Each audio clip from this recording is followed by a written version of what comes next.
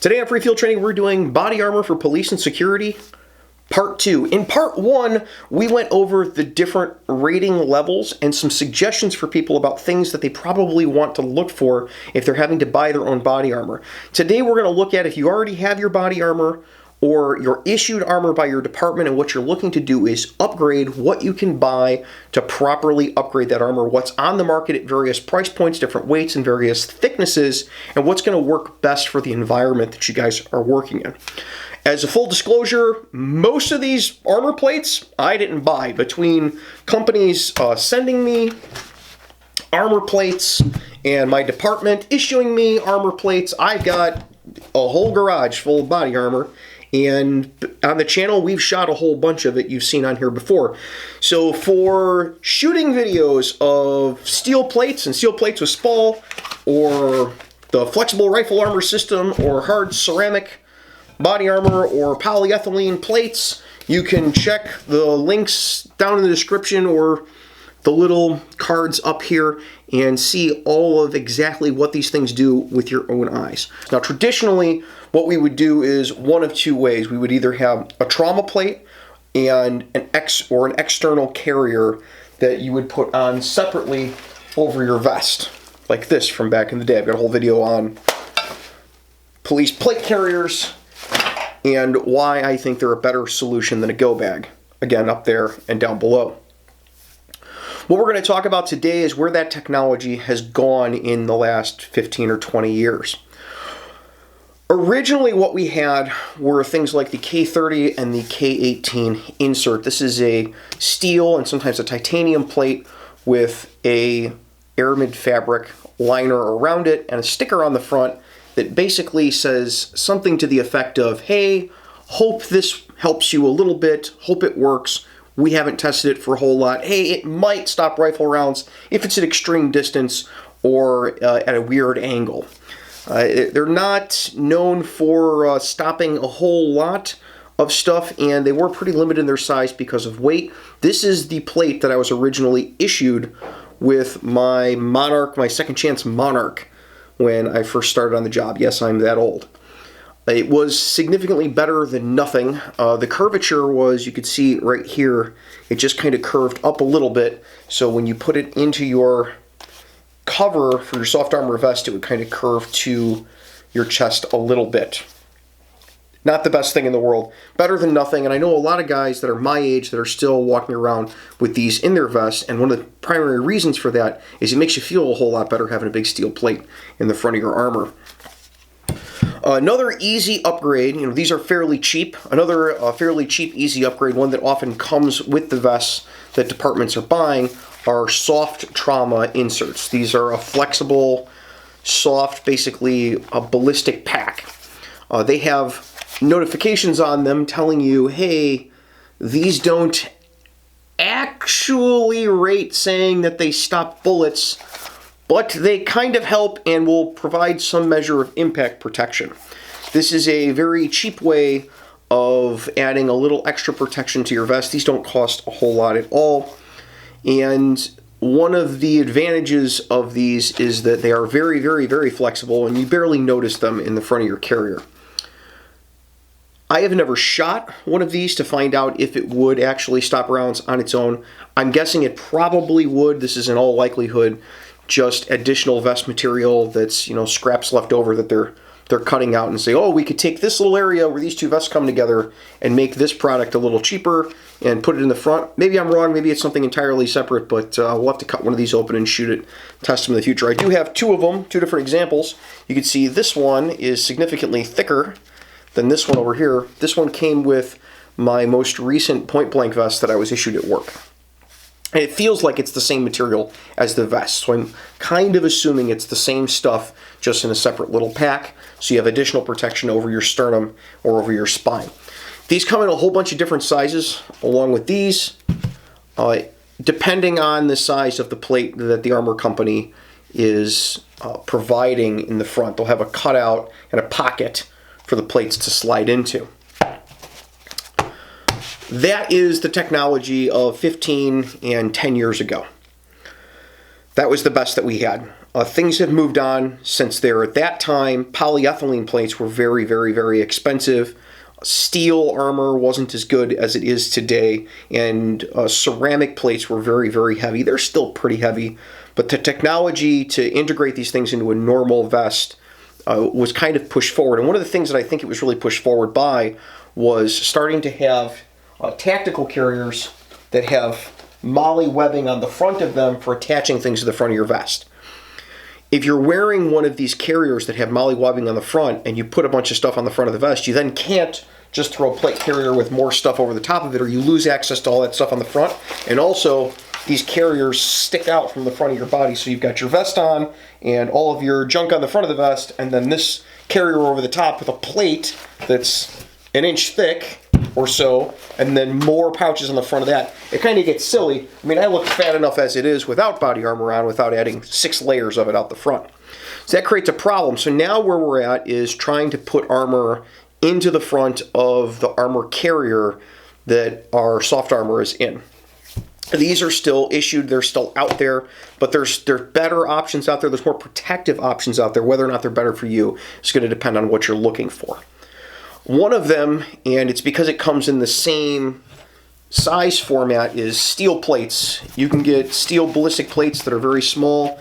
You can get side plates that have a little curvature for them in the middle to put into, and they slide into very often the same pockets that are designed for these. They're very similar in sizes. You can see there. The difference with these steel plates is that although they are also very cheap, I think this one's like $40 if I even paid for it. A lot of this stuff companies sent to me over the years, or I was issued, so I haven't bought much of it. This type of thing, I think this was $40. It actually cost me almost as much to ship it to me because it's heavy than it did to purchase it. And these slip right into the front of us. When you start getting into this stuff, this is level 3 rated, which means it'll stop theoretically 308 on its own. And most lesser threats. I can't say all lesser threats because a lot of steel plates have problems with M193, especially out of longer barreled rifles. We've seen that on the channel before. Another problem with these is, on top of the fact that they're significantly heavier than other equivalently sized options, is that these will create a splatter. You get Spall off the front of it. People say that doesn't happen. Plenty of people have rigged YouTube videos to show that it doesn't happen. We've shot this one. I showed on video the Spall effect that you're going to get, and not just that there is Spall that can come off of steel plates, especially not properly coated ones, but also how dangerous that Spall would be. We put a board over the top of it so you could see how much that Spall was actually going to go through, and it went right through a 1-inch pine board, which doesn't give me a lot of confidence in the Spall stopping before it like rips my neck open if I was to wear something like this. Unfortunately, lots of these plates that are thin enough and small enough for you to wear inside a concealable carrier also are not coated. If you look at the difference between a uncoated and a lightly coated and a fully coated plate, you will see there is a significant difference in thickness. A very significant difference in thickness. The top one is the coated plate. There's a little bit of difference in weight as well, but the thickness is huge, and lots of times if we can get a steel plate that's properly coated so we won't catch Spall, we could probably wear a ceramic plate if we had a little more money, or we could wear a polyethylene plate or something else like that. Those are most of your cheap options. From there we start getting more expensive, but we also gain more capabilities. Traditionally speaking, there's 2 major types of plates. There's polyethylene and ceramic. And ceramic has a couple different varieties. Most of your ceramic plates that you're going to see out on the market, if it's a ceramic, it's normally a level 4, which means it's designed to stop 30-06 AMP and most lesser threats. Your polyethylene plates come in 2 major varieties most of the time. They're going to be a level 3 or a level 3 plus. There's also some polyethylene plates of various sizes, and all of these things are across size varieties, but of various sizes that are special threat plates. And special threat plates are something we didn't cover in video number 1 that I'd like to speak to just a little bit. A special threat plate is one that is not designed to stop a particular standard in the NIJ threat matrix, but it does stop very specific rounds. Classic examples of these are special threat plates that are designed to be put in front of level 2 soft armor that are designed to stop just 357 SIG or just FN57 rounds or just 44 mag. So you have your soft armor vest that covers your entire torso. If you're not a big fat guy like me, they cover your entire torso when sized properly. And then in the small, your 9 and 10 ring area or your 8 ring area, front and back, you would slide these plates in. They come in both soft and hard varieties, and they're designed just to stop those specialty threats. So if all of a sudden in the area that you're working, you find yourself up against FN57 rounds all the time, you're going to shootings that have FN57 rounds laying all over the ground, you can say, okay, I can slide this special threat plate in and get more protection from that. Ceramics come in 2 basic varieties. You've got your monolithic ceramics and your mosaic ceramics. Now, monolithic ceramic is mostly one large ceramic piece in the front. Mosaic ceramics had a whole bunch of tiles that overlap, so they're small ceramic tiles, and then they're normally backed by something like a polyethylene fiber in the back. The monolithics I have seen, I've noticed, are a little heavier on average in my experience. I haven't gone out and done a study to see all of the plates that are made and how many of them are sold and whether they're heavier or not. But the monolithic ceramics that I've played with have all been a little heavier than the mosaic ceramics, and they're not honestly as popular as they used to be. Monolithic ceramics used to be a huge thing. The advantage with these is they're relatively thin when compared to steel. They're much thinner than comparing them to a level 3, not a level 3 plus, but a level 3 rifle plate. They are a little heavier though, but they provide a lot more protection. We're not normally going to go up against 30-06 AP, but in my experience with shooting armor, these tend to stop things that sometimes will go straight through a level 3 plate, especially not the level 3 pluses. These will normally stop your M855s, your M193s, no problem. You're talking about a little more weight for them though.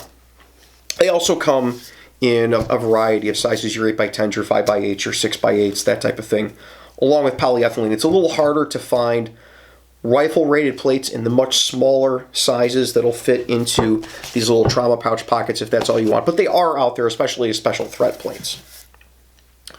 When we talk about plates, there's different profiles for plates.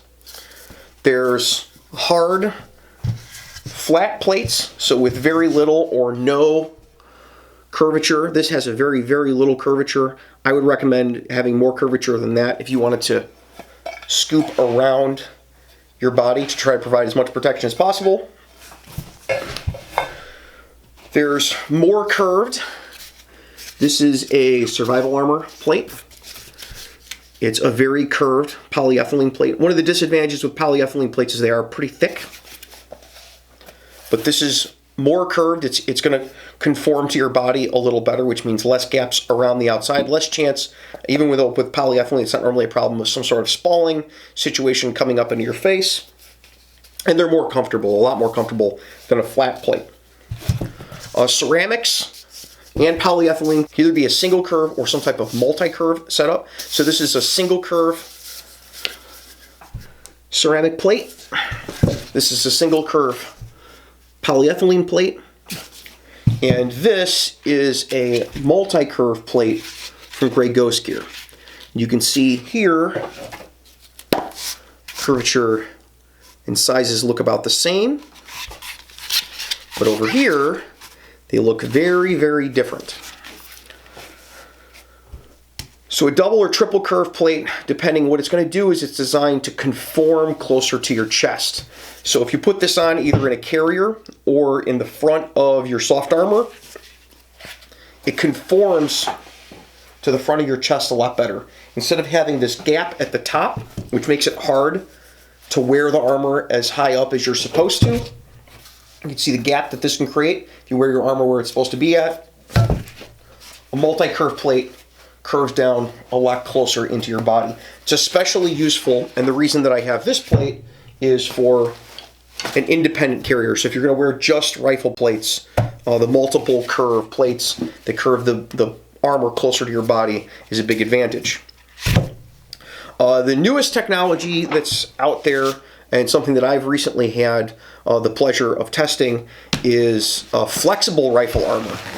I would generally consider this a special threat plate, although it's a very high special threat plate. This is a flexible armor. So it's not soft armor, but it's flexible. So it flexes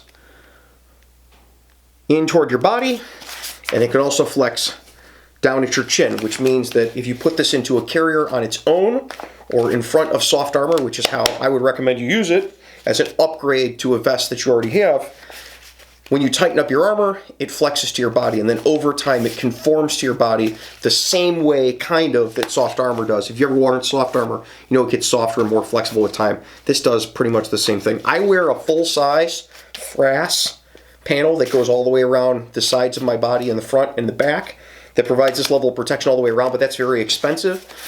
This is a 10x12 plate that is more affordable, so that if you already have soft armor that carries a 10x12 plate in the front, you don't have to have a separate carrier or, you know, rig something up. You've seen videos before on the channel of me having to rig things up to carry rifle plates in my armor for work because I have to have a uniform carrier.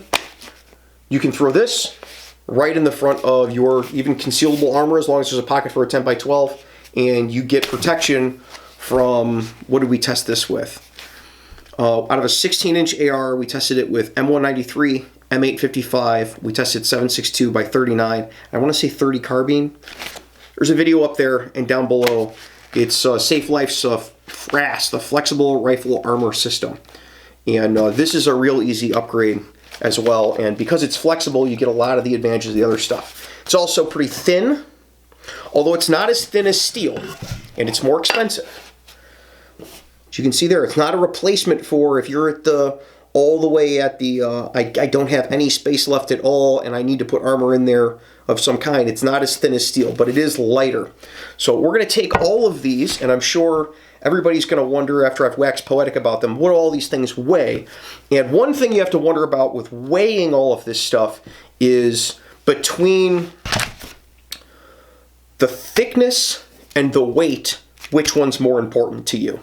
Because with a lot of these things, that's what it comes down to. So for example, if we were to do apples to apples, oranges to oranges across these comparisons, if we took a 10x12 rifle plate and we put it on Mr. Scale here, that's coming out to right about 6 pounds, 13 ounces for a 10x12 uncoated rifle plate. If we do a polyethylene plate, again, 10x12, we are looking at a little tiny itsy bitsy amount over 3 pounds. We'll try a different polyethylene plate so you can kind of see where the range lies with those. Make sure I'm not sitting on anything here. So we're talking 2 pounds, 12 ounces. If we look at a ceramic plate, a mosaic ceramic,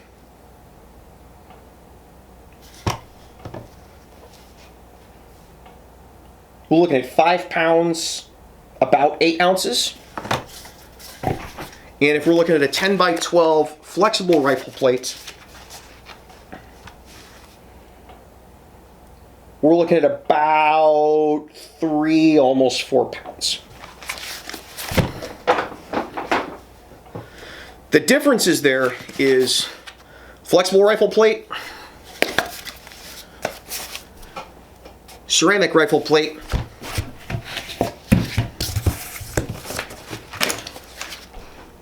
polyethylene plate, uncoated steel. The polyethylene plate, for your comparison, that's this one here, second from the top, is a little over 1 inch thick.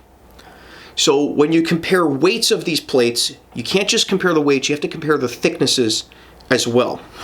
I'm not going to do any complex math to make all of that make sense, but basically, the thinner the plate is, the more it's going to weigh, and the more protective a plate is, the more it's going to weigh. So when you have a thick or thin rifle plate that don't weigh a whole lot, you're going to give something up in some other area. With a level 3 polyethylene, what you give up most of the time is higher level threat options. So this is not necessarily going to stop you from something, say a 30-06 AP. In fact, I know most of the time it won't. MA55, very oftentimes they have problems with this, although very often it'll go, MA55 will go through a polyethylene plate and then get stopped by level 3A armor behind it. If you're going with the theme of the video, we're going to put this in front of soft armor, it'll do that for you most of the time. But things like 762x54R steel core, not necessarily. 762x39 steel core, not necessarily.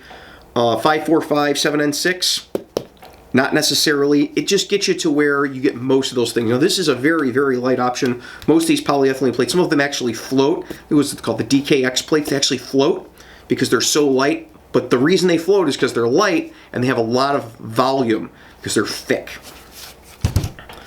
A safe life defense is frass. I use frass every day. I'm not saying that it's bad. In fact, it's very good as one of these upgrade options. It's thin and it's flexible and it doesn't weigh a whole hell of a lot. But one of the things that you give up is you're probably not going to get that 30-06 armor piercing protection when you shoot this, even if it's in front of soft armor. What this is designed to stop is common rifle calibers, common semi-automatic rifle calibers that are used out on the street, especially those that police officers are carrying. Remember, part of the reason that we're wearing armor isn't just for, you know, the bad guys that we're coming in contact with, it's all of the other people that are with us that might make a mistake. M193, M855, the 55 grain little critter getter Fiyoshi soft point type of rounds that lots of chiefs like to hand out because then it doesn't go through a whole lot of stuff. All of that gets stopped by this. That's been independently lab tested and also tested by me out at the range. And we're going to do more testing with this stuff in the very, very near future. Guys asked about 545, 308. We're going to do all of that in the next couple of months. One thing people don't talk about very much that I think is very important to remember about putting these plates in the front of the vest is one of the big advantages it gives you is with trauma protection.